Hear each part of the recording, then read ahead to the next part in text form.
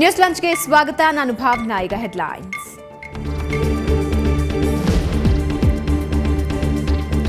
ಮೈಸೂರಿನಲ್ಲಿ ಡೆಡ್ಲಿ ಡೆಂಗಿಗೆ 4 ಮಕ್ಕಳು ಬಲಿ. ಸೋಂಕು ತಡೆಗಟ್ಟಲು ಜಿಲ್ಲಾಧಿಕಾರಿ ಜೊತೆ ಶಾಸಕರ ಚರ್ಚೆ. ಗ್ರಾಮದಲ್ಲಿ ತಾತ್ಕಾಲಿಕ ಆಸ್ಪತ್ರೆ.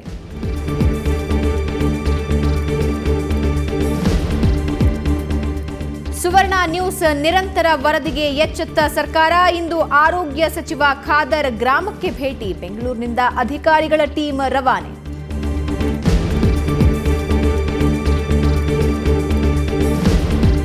ಆಕಸ್ಮಿಕ ಅಗ್ನಿಗೆ 2 ಲಕ್ಷ ನಗದು ಬೂದಿಯಾಯಿತು. ಮಗಳ ಮದುವೆಗೆ ಸಾಲ ಮಾಡಿ ತಂದಿದ್ದ ಚಿನ್ನಾಭರಣವೂ ಕರಕಲು. ಬೀದರ್ನಲ್ಲಿ ಬಡ ಕುಟುಂಬ ಕಂಗಾಲಾಯಿತು.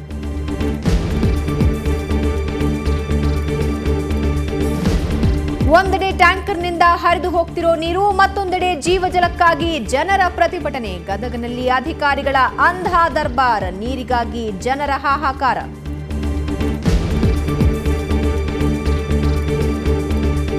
ಪ್ರತಿ ಪಂದ್ಯಕ್ಕೂ 1 ಕೋಟಿ ಬೆಟ್ಟಿಂಗ್ ಆಡ್ತಿದ್ದ ಗುರುನಾಥ್. ಸಿಎಸ್ಕೆ ಮಾಲೀಕನಿಗೆ ಇಂದು ಹಾಜರಾಗಲು deadline. BCCI big boss Srinivasan ಇನ್ನೂ ಸೈಲೆಂಟ್.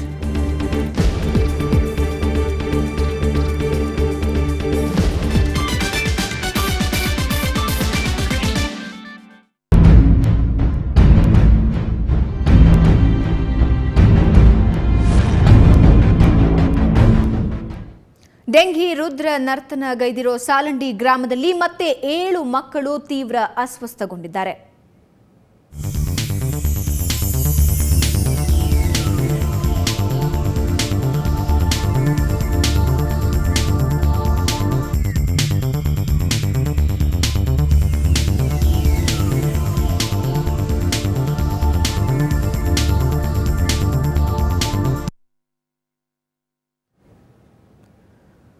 ಮೈಸೂರು ಜಿಲ್ಲೆ ಸಾಲುಂಡಿ ಗ್ರಾಮದಲ್ಲಿ ಡೆಂಗಿ ರುದ್ರ ನರ್ತನ ಗೈದಿದೆ. ಸಾಲುಂಡಿ ಗ್ರಾಮದಲ್ಲಿ ಮತ್ತೆ 7 ಮಕ್ಕಳು ತೀವ್ರ ಅಸ್ವಸ್ಥಗೊಂಡಿದ್ದಾರೆ ಅಂತ ಹೇಳಲಾಗ್ತಾ ಇದೆ. ಈ ರೀತಿ ಅಸ್ವಸ್ಥಗೊಂಡಿರುವಂತಹ 7 ಮಕ್ಕಳು ಮೈಸೂರಿನ ಕೆಆರ್ ಆಸ್ಪತ್ರೆಗೆ ಅವರನ್ನ ರವಾನಿಸಲಾಗಿದೆ. ಗ್ರಾಮದಲ್ಲಿ ಡೆಂಗಿಯಿಂದ ಈಗಾಗಲೇ 4 ಮಕ್ಕಳು ಸಾವನ್ನಪ್ಪಿದ್ರು. ಸಾಲುಂಡಿ ಗ್ರಾಮದ ಸುತ್ತಲಿನ ಗ್ರಾಮಗಳಲ್ಲೂ ಡೆಂಗಿ ಸೋಂಕು ಹರಡಿದೆ ಅಂತ ಹೇಳಲಾಗ್ತಾ ಇದೆ.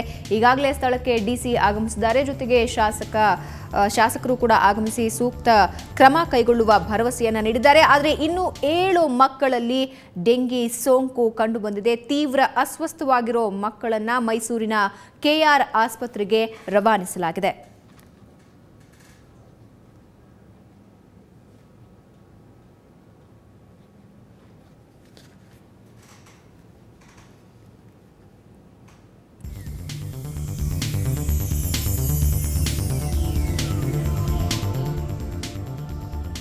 ಸಾಲುಂಡಿ ಗ್ರಾಮದಲ್ಲಿ ಡೆಂಗಿ ರುದ್ರ ನರ್ತನವಾಗಿದೆ. 4 ಜನ ಮಕ್ಕಳು ಇದರಿಂದ ಜೀವ ಕಳೆದುಕೊಂಡಿದ್ದಾರೆ. ಡಿಸಿ ಆಗಿರುವಂತಹ ಶಿಖಾ ಈಗ ಆಸ್ಪತ್ರೆಗೆ ಆಗಮಿಸಿ ತಾತ್ಕಾಲಿಕ ಆಸ್ಪತ್ರೆಯನ್ನ ಕೂಡ ಗ್ರಾಮದಲ್ಲಿ ತೆರೆಯಲಾಗಿದೆ. ಸೂಕ್ತ ಚಿಕಿತ್ಸೆಯನ್ನ ಕೈಗೊಳ್ಳಲಾಗ್ತಾ ಇದೆ. ಈಗಾಗಲೇ ಹಲವಾರು ರೋಗಿಗಳು ಅಲ್ಲಿ ಚಿಕಿತ್ಸೆಯನ್ನ ಪಡಿತಾ ಇದ್ದಾರೆ. ಅದರ ಪರಿಶೀಲನೆಯನ್ನ ಡಿಸಿ ಮಾಡ್ತಾ ಇದ್ದಾರೆ. ಜೊತೆಗೆ 7 ಮಕ್ಕಳು ತೀವ್ರ ಅಸ್ವಸ್ಥರಾಗಿದ್ದಾರೆ ಅನ್ನೋ ಮಾಹಿತಿಗಳು ಕೂಡ ಲಭ್ಯ ಆಗ್ತಾ ಇದೆ. ಜೊತೆಗೆ ಹಾಲಂಡಿ ಸುತ್ತಮುತ್ತ ಇರುವಂತಹ ಪ್ರದೇಶಗಳಲ್ಲೂ ಡೆಂಗಿ ವ್ಯಾಪಿಸಿರುವಂತಹ ಶಂಕೆ ವ್ಯಕ್ತ ಇದೆ. ಜಿಟಿ ದೇವೇಗೌಡರು ಸ್ಥಳಕ್ಕೆ ಆಗಮಿಸಿ ಶಾಸಕರು ಅಲ್ಲಿ ಮೃತರ ಸಂಬಂಧಿಕರಿಗೆ ಸಾಂತ್ವನ ಹೇಳ್ತಿರುವಂತಹ ದೃಶ್ಯವನ್ನ ನೀವು ನೋಡ್ತಾ ಇದ್ದೀರಾ. ಅವರು ಕೂಡ ಸೂಕ್ತ ಕ್ರಮದ ಭರವಸೆಯನ್ನ ಕೂಡ ನೀಡ್ತಾ ಇದ್ದಾರೆ. ಎಲ್ಲಾ ರೀತಿಯಾದಂತಹ ಕ್ರಮಗಳನ್ನ, ಮುನ್ನೆಚ್ಚರಿಕಾ ಕ್ರಮಗಳನ್ನ ತೆಗೆದುಕೊಳ್ಳಲಾಗುತ್ತೆ, ಎಲ್ಲಾ ರೀತಿಯ ಚಿಕಿತ್ಸೆಯನ್ನ ನೀಡಲಾಗುತ್ತೆ ಅಂತ ಜಿಟಿ ದೇವೇಗೌಡರು ಈ ಸಂದರ್ಭದಲ್ಲಿ ಹೇಳಿದ್ದಾರೆ. ಒಂದು ಡೆಂಗು ಜ್ವರದ ಸ್ಪೆಷಲ್ ವಾರ್ಡನ್ನ ಕೂಡಲೇ ಸರ್ಕಾರ ತೆರಿಬೇಕು. ಮತ್ತೆ ಇವತ್ತೇನು ರಕ್ತ ಕಣ ಕಡಿಮೆ ಆಗ್ತಾ ಇದೆ, ಆ ಬ್ಲಡ್ ಅನ್ನ ಒದಗಿಸ್ಲಿಕ್ಕೆ ಅವರು ಸಪ್ಲೈ ಮಾಡ್ತಕ್ಕಂಥದ್ದನ್ನು ಕೂಡ ಮಾಡಬೇಕು. ಇದು ಬಹಳ ಜರೂರಾಗಿ ಸರ್ಕಾರ ಒಂದು ಸರ್ವೆ ಮಾಡಿಸ್ಬೇಕು. 1 ಲಕ್ಷ ರೂಪಾಯಿ ಕಡಿಮೆ ಇಲ್ಲದಂತೆ ಪರಿಹಾರವನ್ನ ಕೂಡಲೇ ಸರ್ಕಾರ ಒದಗಿಸ್ಬೇಕು ಅಂತ ಹೇಳಿ ನಾನು ಆಗ್ರಹ ಪಡಿಸ್ತಾ ಇದ್ದೇನೆ. ಈ ಬಗ್ಗೆ ಮತ್ತಷ್ಟು ಮಾಹಿತಿ ನೀಡೋದಕ್ಕೆ ನೇರ ಸಂಪರ್ಕದಲ್ಲಿದ್ದಾರೆ ನಮ್ಮ ಪ್ರತಿನಿಧಿ ಸೋಮಶೇಖರ್. 4 ಮಕ್ಕಳು ಜೀವ ಕಳೆದುಕೊಂಡ ನಂತರ 7 ಜನರಿಗೆ ಈಗ ಮತ್ತೆ ತೀವ್ರ ಅಸ್ವಸ್ಥತೆ ಕಾಡ್ತಾ ಇದೆ. ಡೆಂಗಿ ಇರಬಹುದು ಅಂತ ಹೇಳಲಾಗ್ತಾ ಇದೆ. ಸಾಲುಂಡಿ ಗ್ರಾಮದ ಇತ್ತೀಚಿನ ಬೆಳವಣಿಗೆ ಏನ್ ಕಂಡು ಬರ್ತಾ ಇದೆ? ಭಾವನಾ, ಡಿ ಸಾಲುಂಡಿ ಗ್ರಾಮದಲ್ಲಿ ಡೆಂಗ್ಯೂ ಮಹಾಮಾರಿಗೆ 4 ಮಂದಿ ಮಕ್ಕಳು ಏನು ಈಗ ಸಾವನ್ನಪ್ಪಿದಾರೋ ಈ ಒಂದು ಗ್ರಾಮದಲ್ಲಿ ಈಗ ಮತ್ತಷ್ಟು ಆತಂಕ. ಯಾಕೆಂದ್ರೆ ಈಗ ಏನು ಈಗ ಡೆಂಗ್ಯೂ ಮಹಾಮಾರಿ ಸೋಂಕುಗಳು ಈಗ ಸಾಲುಂಡಿ ಗ್ರಾಮ ಅಷ್ಟೇ ಈಗ ಪಕ್ಕದ ದನಗಳ್ಳಿ ಗ್ರಾಮದಿಂದ ಕೂಡ ಏನು ಮಕ್ಕಳುಗಳು ಈಗ ಇಲ್ಲಿಗೆ ಬಂದು ಚಿಕಿತ್ಸೆಯನ್ನು ಪಡ್ಕೊಳ್ತಾ ಇದ್ದಾರೆ, ತಪಾಸಣೆಗಳು ಒಳಪಡ್ತಾ ಇದ್ದಾರೆ. ಅದೇ ರೀತಿ ಕೆಂಚಲಗೂಡು ಅನ್ನುವಂಥ ಗ್ರಾಮದಿಂದ ಕೂಡ ಮಕ್ಕಳುಗಳು ಬಂದು ತಪಾಸಣೆಗಳು ಒಳಗ್ತಾ ಇದ್ದಾರೆ. ಈಗ ಸುಮಾರು 10ಕ್ಕೂ ಹೆಚ್ಚು ಮಕ್ಕಳುಗಳು ಈ ತಾತ್ಕಾಲಿಕ ಆಸ್ಪತ್ರೆಯಲ್ಲಿ ಈಗ ಚಿಕಿತ್ಸೆಯನ್ನು ಪಡ್ಕೊಂಡಿದ್ದಾರೆ. ಈಗ ಏನು ಸ್ವಲ್ಪ ಹೊತ್ತಿನಷ್ಟೇ ಈಗ ದನಗಳ್ಳಿಯ ಕಾವ್ಯ ಮತ್ತೆ ಗುಣವತಿ ಅನ್ನುವಂಥ 2 ಮಕ್ಕಳು, ಮತ್ತೆ ಕೆಂಚಲಗೂಡಿನ ದೀಪ್ ಅನ್ನುವಂಥವ್ರು, ಮತ್ತೆ ದನಗಳ್ಳಿ ಗ್ರಾಮದ 2 ಮಕ್ಕಳು, ಒಟ್ಟು ಸುಮಾರು 5 ಮಕ್ಕಳು ಈಗ ಹೆಚ್ಚಿನ ಚಿಕಿತ್ಸೆಗೋಸ್ಕರ ಈಗ ಏನು ಡಿ ಸಾಲುಂಡಿಯಿಂದ ಮೈಸೂರಿನ KR ಆಸ್ಪತ್ರೆಗೆ ರವಾನೆಯಾಗಿದ್ದಾರೆ. ಒಟ್ಟಾರೆಯಾಗಿ ಗ್ರಾಮದಲ್ಲಿ ಒಂದು ರೀತಿ ಆತಂಕ ಇನ್ನಷ್ಟು ಹೆಚ್ಚಾಗ್ತಾ ಇದೆ ಅಂತ ಹೇಳ್ಬೋದಾಗಿದೆ ಭಾವನಾ. ಓಕೆ, ಯಾವೆಲ್ಲ ರೀತಿಯ ಕ್ರಮಗಳನ್ನ ತೆಗೆದುಕೊಳ್ಳಲಾಗಿದೆ? ತಾತ್ಕಾಲಿಕವಾಗಿ ಅಲ್ಲಿ ಆಸ್ಪತ್ರೆಯನ್ನ ಕೂಡ ಓಪನ್ ಮಾಡಲಾಗಿದೆ ಅಂತ ಹೇಳಲಾಗಿದೆ. ಸೊ ಮುನ್ನೆಚ್ಚರಿಕಾ ಕ್ರಮಗಳೇನಾದ್ರೂ ಕೈಗೊಳ್ಳಲಾಗಿದೆಯಾ? ಮತ್ತೆ ಸಾಲುಂಡಿ ಗ್ರಾಮದ ಸುತ್ತಮುತ್ತ ಕೂಡ ಈ ರೋಗ ಹರಡಿರೋ ಭಯ ಕಾಡ್ತಾ ಇದೆ. ಸೊ ಯಾವ ರೀತಿ ಮುನ್ನೆಚ್ಚರಿಕಾ ಕ್ರಮಗಳನ್ನ ಕೈಗೊಳ್ಳಲಾಗಿದೆ?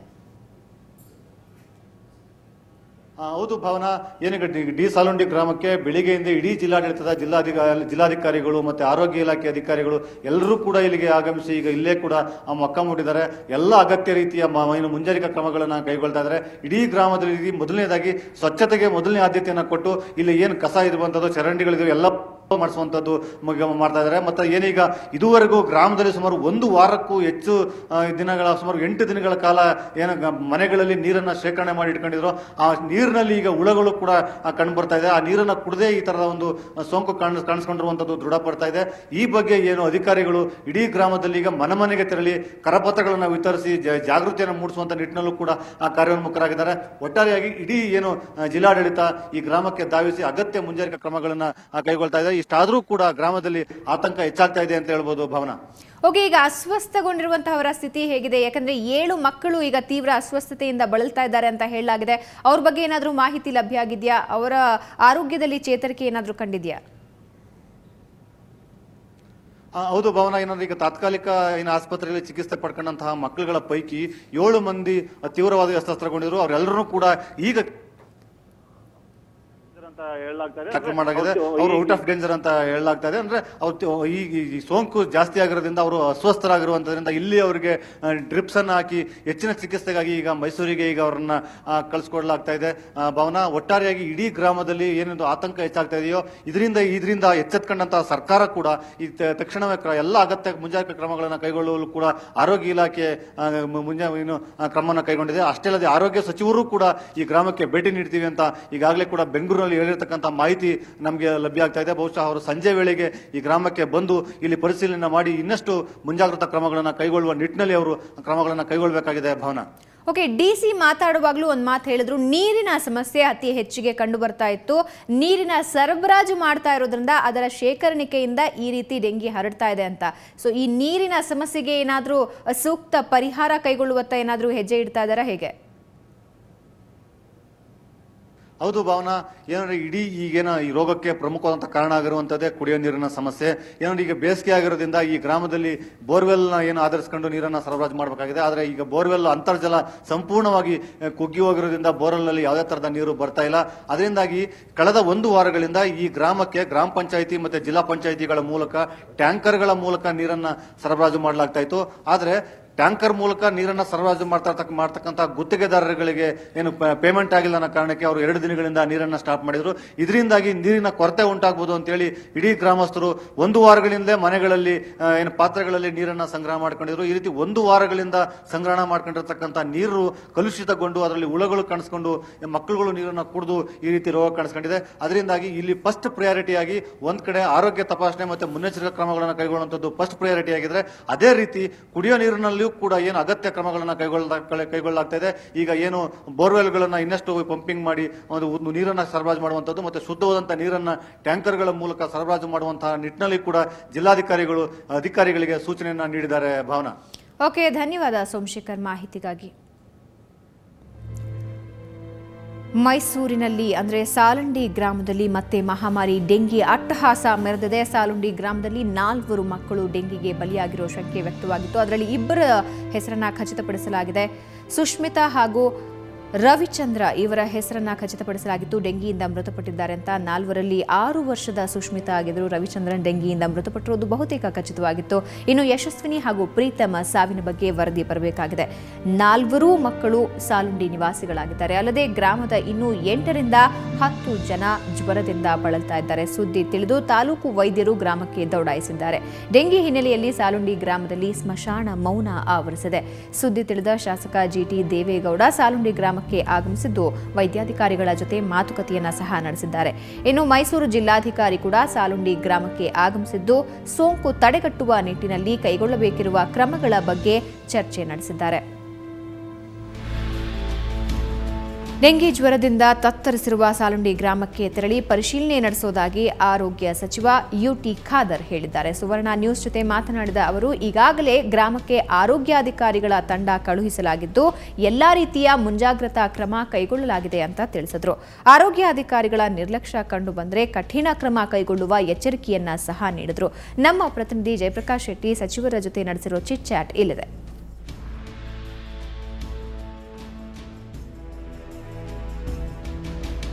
ಇವತ್ತು ಬಹುಶಃ ಈ ಮೈಸೂರಿನಲ್ಲಂತೂ ಭಾಳ ಬೇಸರ ತಂದಿದೆ.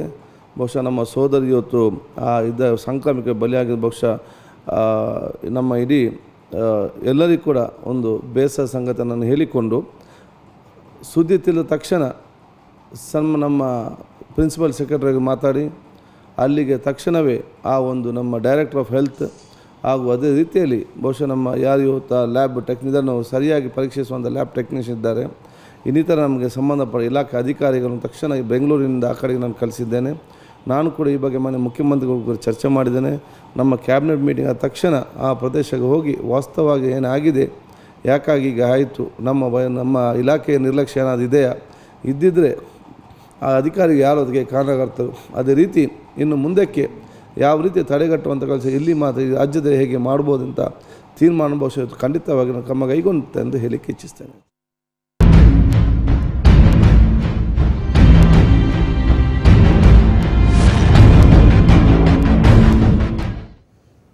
ಈಗ ಬ್ರೇಕ್ ನಂತರ ನ್ಯೂಸ್ ಲಾಂಚ್ ಮುಂದುವರಿಯುತ್ತೆ.